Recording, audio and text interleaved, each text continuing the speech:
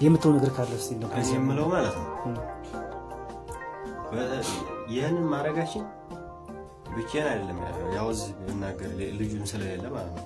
አርጉ ተብለን አርገናል፣ ግን ማረግ የለብንም ነበር። ግን ትእዛዝ ነው ታዝዤ አርጋለሁ። በቃ ፋኖ ላይ ነበር ማለት ነው። ከዛ በቃ ፋኖ ላይ ያለው ነገር አስጠልቶ መንጣት ጥሩ ነው፣ እሱ ማድረግ ጥሩ ነው።